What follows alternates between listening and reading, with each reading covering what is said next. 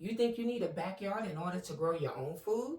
Well, think again. In today's episode, I'll show you how you can grow your own food in a small space garden, even if that's indoors in an apartment. Let's get going. Welcome to Glow Cultivates Gardens, where we're turning gardening into a full self-care experience. From seed to harvest, we grow what we eat, make natural self-care products, and even craft home decor items, all from the same seed. And even if you only have a windowsill, a hydroponic unit, a balcony, a small garden, or a community garden plot, there's a place for you here. Gardening isn't just about space, it's about cultivating a thriving, abundant life. Let's grow together. In today's video, I wanted to let you guys know that we are offering a free 8-week gardening course for beginners. The link to the registration page is in the description. Once you sign up, you will be emailed for the commence of the first day of the course. So again, if you have anything you wanted to ever know about gardening, be it indoor, outdoor, container garden, please sign up. The registration link is in the description. Before I start today's podcast video, I just wanted to take the time to introduce myself. Again, my name is Gloria Cassell, and I am the founder of Glow Cultivates Gardens. And how did I get started into gardening? So over 10 years ago, I started my gardening business due to learning firsthand all that is required in cultivating a backyard. So I was blessed to purchase my first time home, and God picked the perfect home for me. Even though I was in contract to buy 2 other homes, both ended up falling apart, and so I didn't buy them. And unbeknown to me, God made sure that the property that I purchased required cultivation. Yes, my backyard was barren. I don't know if barren is the perfect word to describe my backyard, but as you can see here, my backyard was barren. And not only did he bless me with a barren backyard, but he made sure he gave me the desires to have an English garden. Like, one of my favorite things to do in the summer is to go out east to the Hamptons. And if you're familiar with the Hamptons, you know that there are hydrangeas everywhere. At the gas station, the McDonald's, hydrangeas are everywhere. And that's what I wanted. I wanted boxwoods, I wanted hedges, I wanted hydrangeas. That was my love, and that's what I wanted. And after getting numerous quotes in the tens of thousands of dollars, I knew it was no way I was going to be able to pull that off. As a first-time home buyer, I was a single mom of an 11-year-old at the time. So at that point, I decided, if you want this, you better learn everything you needed to learn in horticulture to get this property the way you see it. And that's what I did. After spending over a year and a half studying, researching everything I needed to know, I got busy cultivating my property. So I went from this barren land and drew this up with a piece of notepad and a Sharpie. I drew up what I saw in my mind, and then I got to work with a shovel and a knife, cutting and cultivating my backyard. And 3 years later, I was able to pull this backyard off. What a blessing. What a blessing. It was. It took me 3 years, but it was 3 rough years to get this end result. So after I got done with it, between friends and family, they're like, you really need to start your own business. Like, if you can pull this off, there's nothing stopping you. And that's what I did. I started my business, and I've been helping homeowners and friends and families every step of the way. So being able to cultivate over 5,000 square feet and create in my dream backyard, Now my mission is to bring that large scale to a micro scale and help as many homeowners, apartment dwellers, co-op, townhouse. I don't care what kind of living environment you have. I'm here to help you every step of the way. So you can learn how to grow your own food. We are in perilous times right now. Farmers are struggling to get the manpower to grow between pesticides and herbicides and anything and everything. We don't know what we're putting in our body. I know you've seen plenty of videos on social media. Is this food real? Is it fake? I just want to give you your God-given right to grow and eat what is healthy, not only for you and your family, but for your body. So one person at a time, one plant at a time, that's what I'm focused and determined to do. So I hope you'll stay on for the ride. I promise I will teach you everything that I know to get you where you need to be, so that you can faithfully stand on what you know and grow and keep growing and teach the next one to grow.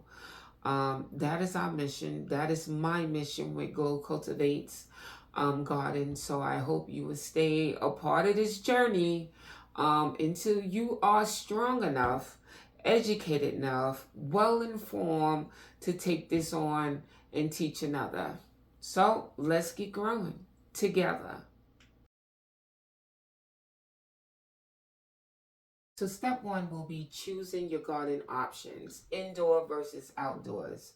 For indoors, you have hydroponics is one option to grow in. You also have your window sills. You can convert a closet into a greenhouse, small greenhouse space, as well as window planter boxes that you will attach to your windowsill, and your boxes are on the external side of the window. If you're growing outside, your options is way more expansive than indoors. If you're on a balcony, vertical garden is the way to go. Anything that will grow up, trellises. You can also do balcony window boxes, which I have in a setup outside. I'll show you. If you want to do square foot gardening, if you have a small 4x4 garden bed, either at home, rooftop, or in a community garden, we will be planting that together.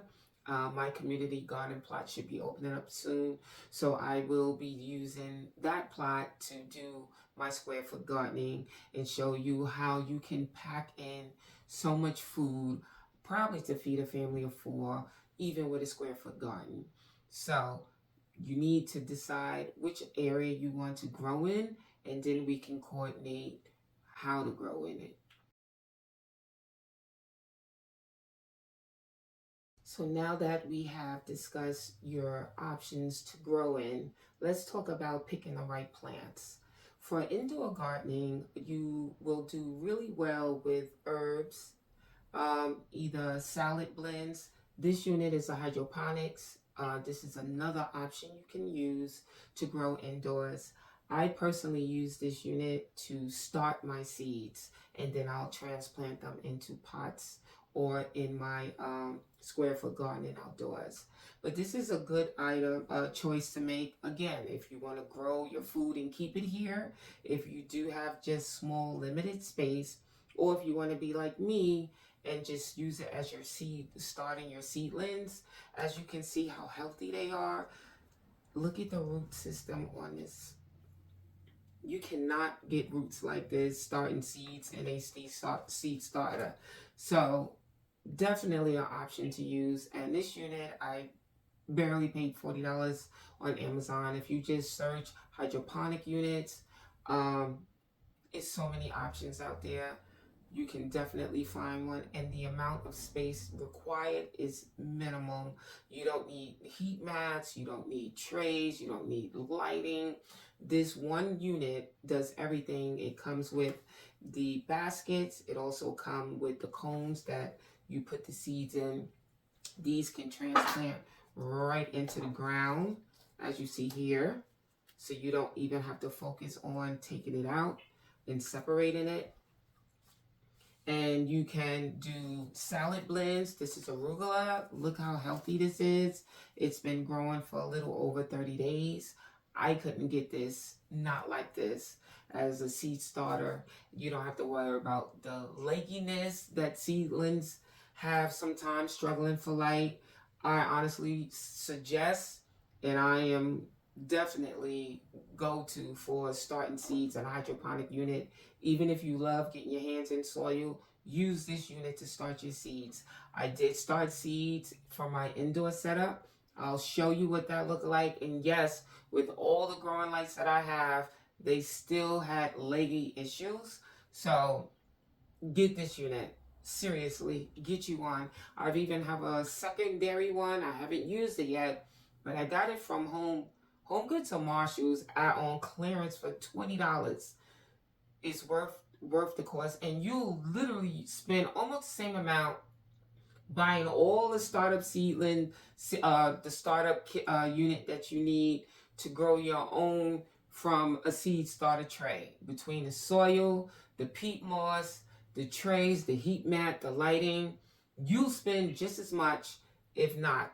And again, this right here, I can split this into 5 or more growing in pots. So one of these can give me all I need for the season. Look at this. Look at the kale.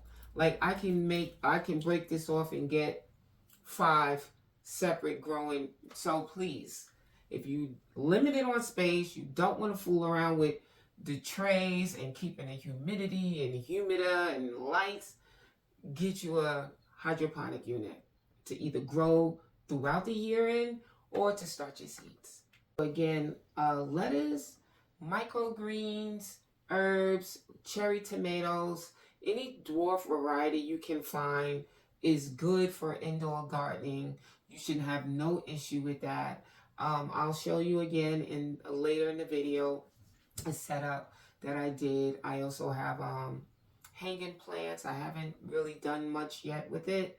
I want to grow my food along with you guys, so I just did enough just to give you an idea of what can be done, but I truly look forward to growing with you.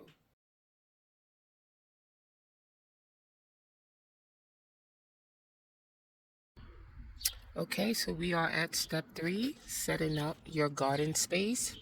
This is the mock setup I made if you had a small patio or a balcony. As you can see here, I have numerous container plants. I also have these window box style planters. They are on its own frame, as you can see here. So I have 6 in total. And then for vertical, as I mentioned in the previous video, I have again another 6, 3 on each stand. And I have some pots. This tier again is from Dollar Tree, $1.25 each. This will hold the strawberries. And then I have various pots. In this pot, it is a lemonade blueberry. In this back middle pot, I have a pomegranate, a Russian pomegranate. And then in this tall planter, it is a Chicago fig. I went with these 3 different varieties because it is hardy for my zone. So this mock growing space will be growing not only food, vegetables, but fruits. So I'll have blueberries, pomegranate, figs, and strawberries. These 4 hanging pots is again from Dollar Tree. It's perfect for vertical growing and just to keep stuff off the floor. So as you can see, I have tons of selections of pots and growing containers. I believe my stoop is about 6 feet. So if you just think about the average balcony, you can see how much you can get in that. Also right here, as you can see, I have a window box planter here, which is on a wrought iron frame. So just imagine if you had a railing going over your entire balcony, how many of those window boxes you could get across.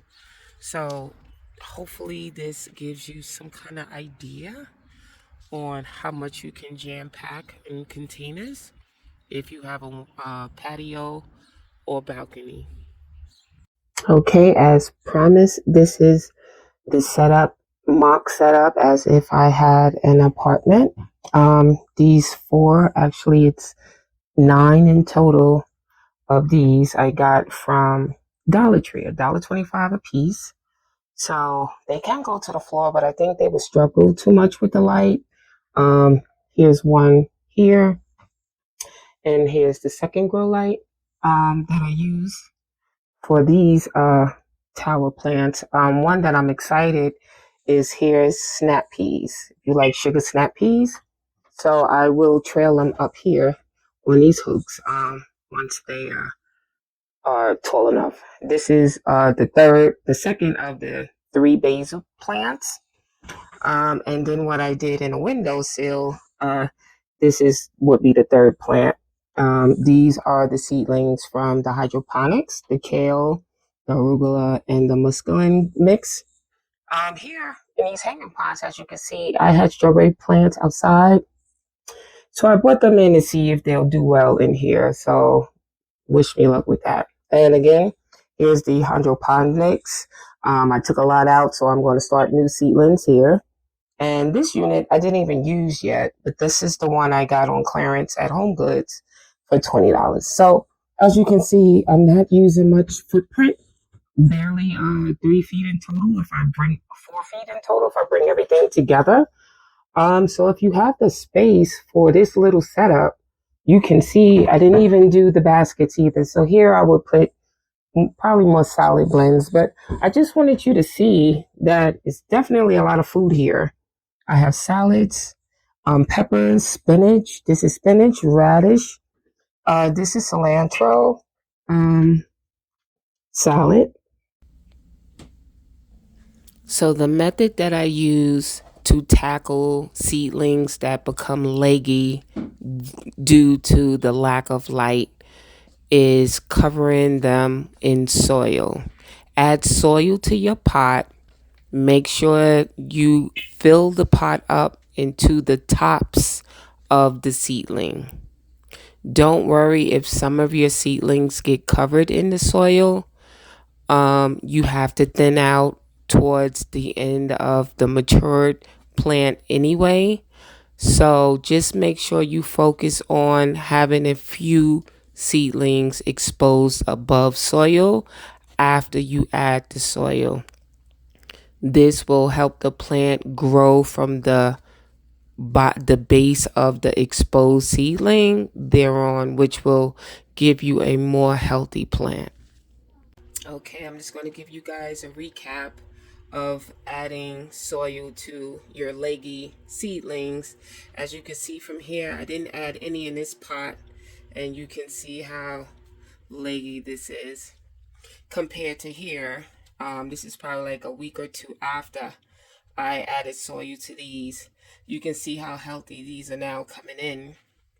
I added soil to this one, so you can see how healthy these are, as well as here I added soil to versus these back here.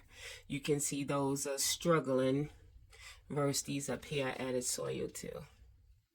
And another example, these I didn't add any soil to, so they're pretty leggy, versus these I added the soil to, and they're the same seedling, and you can see the difference. So please add the soil to your seedlings. Again, it doesn't matter if you cover some with soil. You're going to have to thin out anyway. Look at this. Look at this. That's no good compared to here that I added the soil to. This versus that. So add the soil. You can thin out later. Keep what you need and discard the rest, or give it away, hopefully, to somebody else. So definitely add the soil. Okay, so another option you can have in regards to growing herbs, if you don't want to commit to a hydroponics right now or starting seedlings in your windowsill, another option you can do, and is decorative, is creating a living herbal tower. So I purchased these herbs, as you can see, from my local grocery store, and these pots they're four for $1.25 at Dollar Tree. I also already had this metal two-tier stand. If you, excuse me, if you have something similar, or if you come across something that you can use to put it right on your dining room, kitchen table, let's make a living herb garden. So these are the seedlings from my hydroponic. So I wanted to not only do herbs, I want to do some greens as well that I can just cut from because I do juice a lot. So now this one here, you see, I still have two left that I can put somewhere else. I'm just going to put it in this pot of some soil already started, and I'll add some more soil to it. And this is the kale. And that's it. All I have to do after that is just put some water in it for the roots to settle. If you are doing transplant, please make sure you keep an eye on the soil. Transplanted plants should be watered at least every other day, at least for the first week or so, 2 weeks maybe, just so it doesn't go through transplant shock or things like that. So I have these little cute sticker decals that came with something I purchased prior with the chalk marker. So I'll just write kale and then I'll put it right on the pot. So as it grows, I can always identify what it is and kale. See?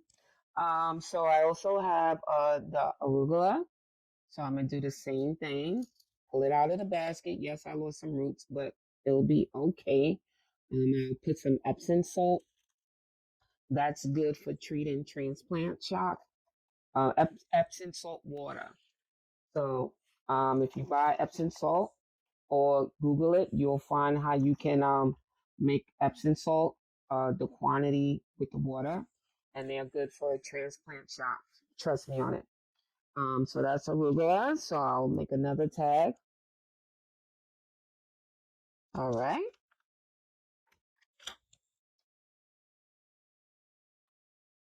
I see I'm smearing it, so I'll fix it later. And this is a muscaline mix. You know what? I'm gonna put the whole one because I do harvest that a lot. So I'll put the whole one for that. Don't worry about the mess. I'll clean it up. All right. And that's that. So I'll put muscaline.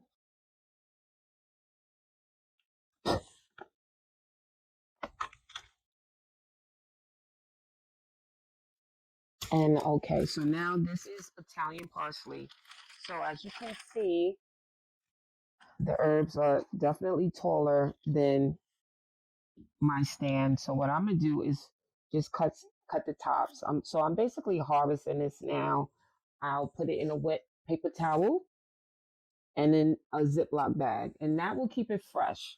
So if you have to do the same for yours, wet paper towel, wrap them in, and then a Ziploc, keep it moist, and that'll keep it fresh. All right. So now I'll harvest enough to keep me a couple of days. Um, and you know what? I'm gonna take it out of this pot so that way I don't have any root bound, because that can be the issue. And later on, I'll just add a little more soil on top. So this is parsley.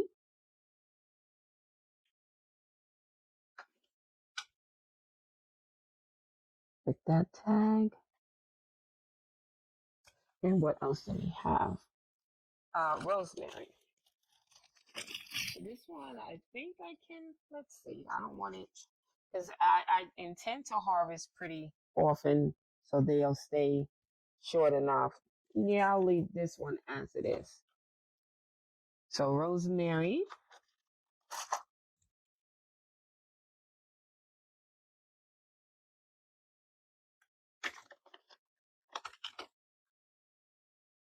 There we go.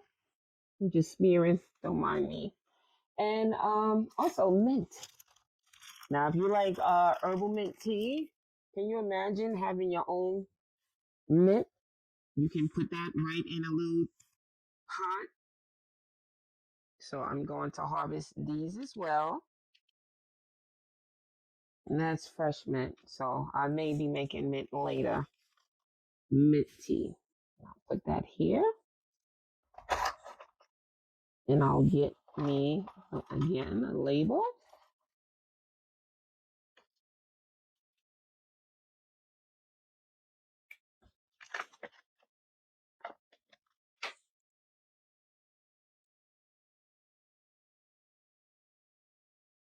And lastly, I will be doing the basil. Now, this basil is pretty big, so I will not be putting the entire um, pot in. So I'll split this in half. I actually have it's three separate. You see, so that's another saver trick. If you are buying seedlings to start your vegetables, always look for multi um sectional section off because this is literally three separate plants that they put in one pot. So you can save money that way. Always look for that. So I'll just take one piece, one. I still have two left, and I'll put it in this pot. And once again, I'll just cut down enough so it's not on top of the roof is this pit. And then I'll put basil.